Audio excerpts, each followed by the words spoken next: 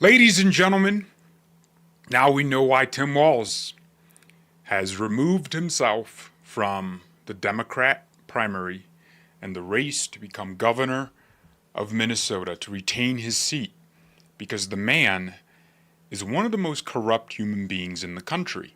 Tim Walz did not just oversee billions of dollars getting stolen by Somali fraudsters who then sent the money to Somalia to build real estate.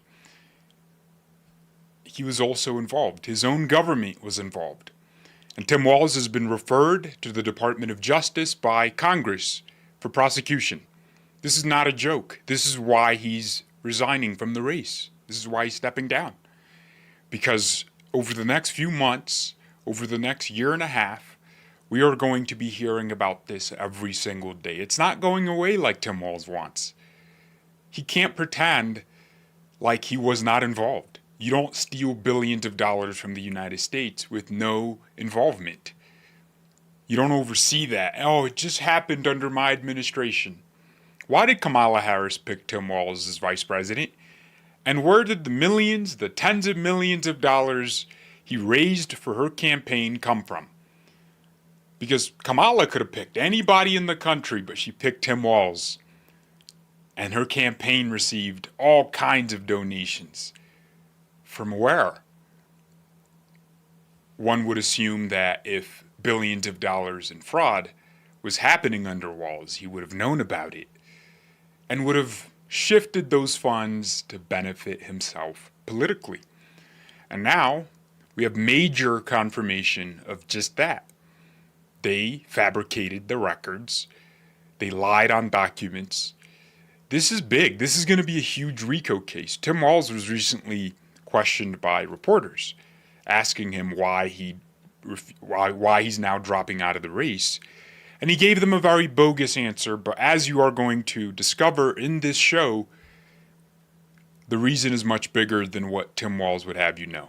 Did you make the decision to end your campaign by yourself, or did you receive pressure from Democratic allies? This is a decision that I make and make with my family. And certainly I think, as I said, it's the right decision. I'll note, I think it's appropriate we're here today. The war that's being waged against Minnesota, you're seeing it. We have a ridiculous surge of apparently 2,000 people not coordinating with us that are for a show of the cameras. It's more like you're not coordinating with them. So Walz is trying a new strategy right now. He is attempting to use the incident yesterday between ICE and that lady who should not have been there, blocking federal law enforcement, impeding them, attempting to run one over. He's trying to use that situation to distract. I think this is precisely why he's doing this. He authorized the Minnesota National Guard to assist local law enforcement, as though local law enforcement is doing anything at all. They're not protecting property. They're not protecting citizens. They're allowing the radical left, the lunatics, to do their worst in the city of Minneapolis. And here is that bombshell, ladies and gentlemen. The Minnesota auditor, so not like a third-party organization, not any organization outside of the government has dropped their report, and it confirms Tim Walz's Department of Human Services fabricated records and did not verify grant receipts, tried covering their tracks. Here is this special report from local news in Minnesota. Audit shows the Behavioral Health Administration sent millions of dollars out the door in grants without making proper checks into who was receiving them. And that is not even the most jaw-dropping finding. Lou Raguse has tonight's top story. Lou? Julie, according to the nonpartisan legislative auditor, this is another case of mismanagement of taxpayer money. But perhaps the most explosive revelation is that managers within DHS, the Department of Human Services, tried to cover their tracks by backdating and creating new documents.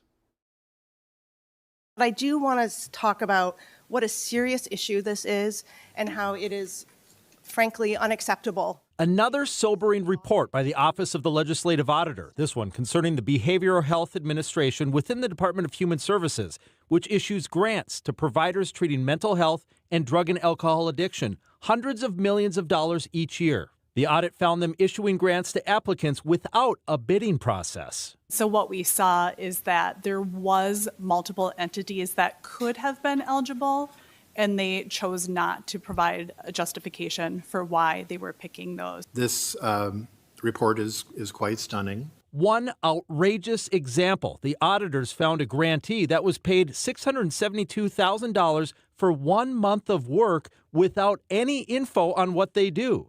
And the audit says the grant manager who paid it then left DHS a couple days later and became a paid consultant for that company. To me, that's criminal. Auditor Judy Randall says she was most shocked that during the audit, multiple DHS managers backdated or created new documents to try to cover their tracks. Frankly, in the 27 plus years I've been with OLA, I have never seen this before. I will say we have had suspicions periodically, but we have never been able to prove it, to document it, and we did in this case. And it's very troubling. Temporary DHS Commissioner Shireen Gandhi's response. I was shocked to hear this information in the You were shocked that your own managers faked records. Lady, you're their boss. Tim Walz, you're their boss. They would not do that sort of thing unless the people higher up were telling them to do it. Who would risk their job to facilitate fraud, to lie to the federal government, to fabricate records, unless they had job security? You're not going to get fired. Just go ahead and lie. Lie about those numbers right there. conference, and it is absolutely unacceptable that any staff would provide anything other than accurate representation of the work done to an auditor. Now, there were a lot of questions from lawmakers about whether this audit should result in criminal investigations. So we'll see what comes from that. And those criminal referrals are here, ladies and gentlemen.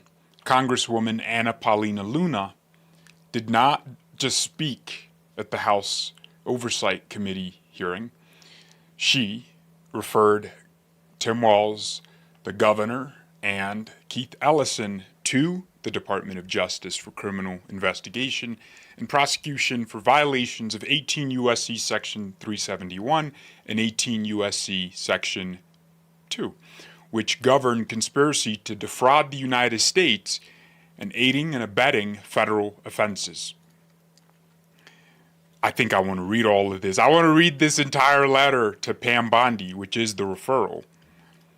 Dear Attorney General Pam Bondi, pursuant to my constitutional oversight responsibilities, I am writing to formally refer Tim Walz to the Department of Justice for criminal investigation and prosecution, etc.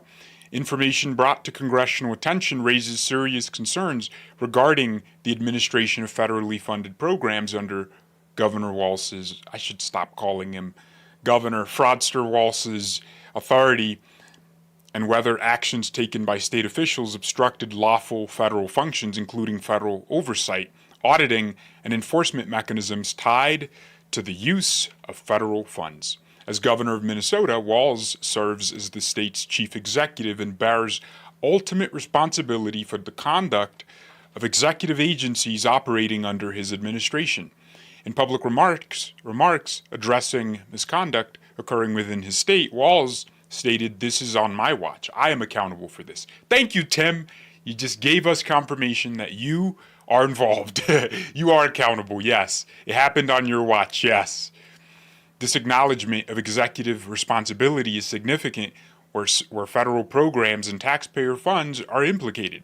Available information suggests that state agencies, this is big, or affiliated actors may have engaged in coordinated conduct that impaired federal oversight and allowed misuse of federal resources to persist.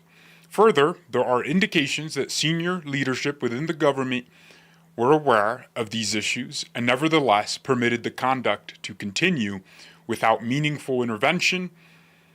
If substantiated, such actions could constitute an agreement to obstruct or defeat federal law enforcement functions, lawful federal functions. I'm trying to move myself so we can read that last part. as well as knowing facilitation or willful disregard of federal offenses committed by subordinates, where a chief executive knowingly enables, directs, or permits conduct that interferes with federal oversight or deliberately ignores federal clear warning signs of misconduct involving federal funds, criminal liability may attach under federal law. And these are the two pieces of law she is referring him under. The seriousness of these concerns warrants careful and impartial review. Federal funds must be protected, federal oversight must not be obstructed, and no public official is exempt from accountability under the law. I respectfully request that the Department of Justice review this matter. Please confirm receipt, blah, blah, blah. That's big, guys. That's big. This is what we've been wanting. You know, the next step. Where are we going after discovering all that fraud, discovering that they cooked the books? They literally cooked the books. They lied to the federal law enforcement agencies that were relevant whenever they sought oversight as to where that money was going, as to the state's knowledge of where the money went. They lied. The auditors found a grantee that was paid almost $700,000 for 1 month of work without any information on what they do. So they were just spreading money around. And as I've talked about many times on this channel, ActBlue has been caught funneling billions of dollars, laundering illegally using the names of unsuspecting elderly people, billions of dollars to Democrat campaigns. It should not be shocking to you if the same thing was going on using money stolen from taxpayers in Minnesota through Somali businesses and entities. And it's not just Minnesota. How did California spend $20 billion on homelessness and homelessness went up? You can't make it up. They spent $20 billion on addressing homelessness and the numbers went up. Where did the money go? It didn't just disappear. It didn't just go on one screen and then not show up on the other. The money is somewhere. Someone has that money. And I think it's all the leftist billionaires who are the biggest bankrollers for the Democrat Party, who fund all their operations. I think that's where the money went. And that money makes its way to Democrat candidates. It makes its way to Democrat organizations who then hire Democrats. It's an economy. It's an enterprise. So what we have is Scott Bessent, who is currently in Minnesota, might I add. He says under Governor Tim Walz, billions of dollars intended for families in need, housing for disabled seniors, and services for children were diverted to benefit fraudsters. He's here this week to signal the Treasury's unwavering commitment to recovering those stolen funds, prosecuting fraudulent criminals, preventing scandals like this from ever happening again. Here is Bessent. Under Governor Tim Walz, fit fraudsters, prosecuting fraudulent criminals, preventing scandals like this from ever happening again. Yep. And you know what else he said? 1 to 2% of the nation's GDP, we're talking about anywhere between $400 billion to $600 billion, is fraudulent. Like federal spending. That amount of money every year could be going to fraudulent means. Up to $600 billion. And they're trying to stop that. And the Treasury has a unique role in this because they distribute much of the money. They have a financial crime enforcement network. So they can see into these fraudsters' bank accounts where the money's going. They are planning to ban money from being transmitted by organizations or individuals that are receiving federal funds from going to foreign countries. That stops almost 90% of it because the money makes its way out of here to foreign countries and then it gets in through laundering, money laundering. So it's a huge criminal network. It's an enterprise. It's a RICO. It's a racketeering organization of individuals from all backgrounds across the country that all lean left. And they are stealing billions of dollars from us. Dr. Oz, who is the administrator for Medicaid, I think, or Medicare, he just announced that all Medicaid billing in Minnesota will be audited. We have just sent a letter to Governor Walz alerting him to something he probably fears and should have taken action in a timely manner to avoid. We are auditing all of the Medicaid bills, in particular for the 14 programs that he and his own administration have admitted were problems, and we're going to claw that money back from the Medicaid monies that they'll be getting. Now, this is a major problem for the state because they've got to own the fact that they have been bilking the federal taxpayer for their sloppy behavior for years. What we have learned so far in Minnesota is just the tip of the iceberg, perhaps the largest Medicaid scam ever, taking place throughout the state in many different fashions. But just alone with the things that we're concerned about, we're talking about $500 million or more of money that could be in places that we're not even sure how it was billed, where it went. People are having trouble tracking it. We challenged the Walz administration to give us a corrective action plan by the end of the year. They sent us something after hours on New Year's Eve. It was completely insufficient. This is an appropriate response from the federal government. President Trump's been very clear on this. He doesn't want 6 million people or less living in Minnesota to have all the fraud that happened in that state paid for by all the other taxpayers in the country. So one thing I just want to talk about and address, yes, it seems like it's taking forever. I agree. It should have been done months ago. It should not have taken Nick Shirley to bring attention to this. But to be fair, even before Nick Shirley, they should have known because local news had, taken cameras to those same daycares that Nick Shirley went to, and they had reported on the fraud, but the federal government just didn't care. And so it should never have gotten to this point. It should have been done way long ago.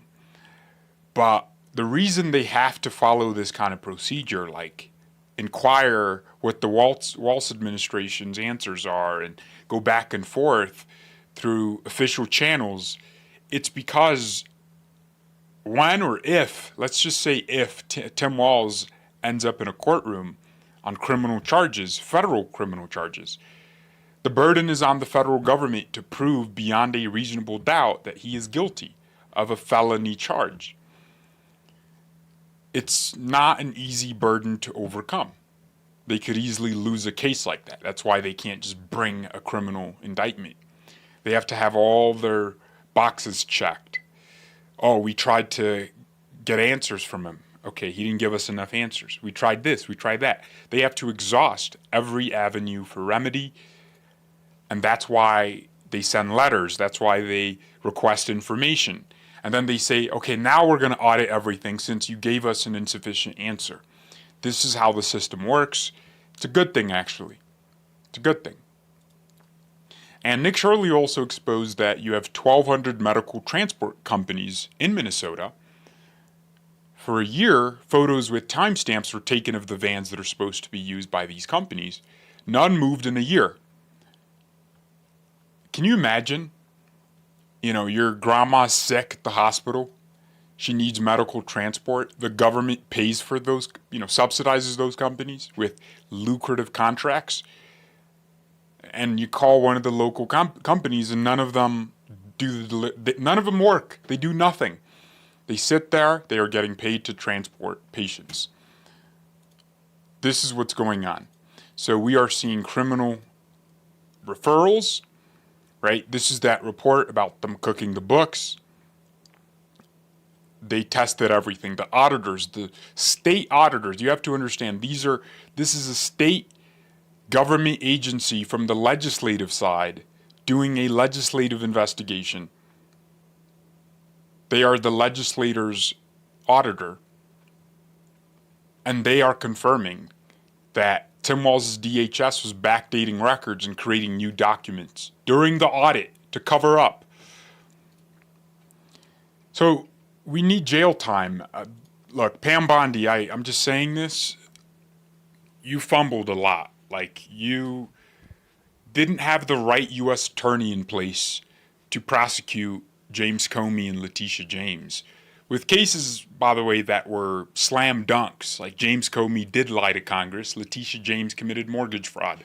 which is ironic because that's the nature of the crime she said Donald Trump was guilty of with Mar-a-Lago, and tried to steal billions of dollars, hundreds of millions from him. And that case is still going on. The appeals are still happening. She failed. Bondi did not get the right attorney in place. Lindsay Halligan, by the letter of the law, was not duly appointed. Her appointment had expired months prior. It was Bondi's persistence that would have gotten Congress, the Senate, to approve an actual U.S. attorney for the Eastern District of Virginia, but Pam failed. And so the cases got dismissed. And the statute of limitations has already kicked in. James Comey lied more than 5 years ago. At the time of his prosecution, it was less than 5 years ago. So we were still on enough time. So Bondi screwed that up. Please don't screw up Tim Walz. This guy was involved. Like, it's so obvious it wasn't just innocent fraud. At the very least, get all the employees, the managers around him that were cooking the books during a legislative audit. Come on. We need something. We need tangible prosecution. That's the only way we're happy from this. It's not to satisfy our own lust for justice or accountability, but it is to satisfy the system and continuity of integrity in this country. Because if you're just allowing a fraudster like Tim Walz to go free, what message are you putting out there for future fraudsters, for other governors in other blue states that might want to cheat? What are you putting out there for them? So, Pam, do the right thing. Give us some prosecutions. And do it fast. Ladies and gentlemen, for whatever reason, I can't see your live chat comments on YouTube. YouTube is, I don't know, acting crazy. Hit the like button if you haven't. God, I pray we get justice out of this and give the people in charge of justice some courage, some conviction so they can do the right thing. Amen. Yeah, I'm going to see you guys in the next video or live stream. But this is getting ridiculous. We need real results from the Attorney General. And that referral puts the ball in her court. Congress can't do much but refer Tim Walz, refer Keith Ellison, the Attorney General, to the Department of Justice. And that part's been done. So if nothing happens, we blame Pam Bondi. Thank you all very much for watching. God bless and goodbye. What is going on with YouTube? Why can't I see? Okay, whatever, man. Can't see the live chat.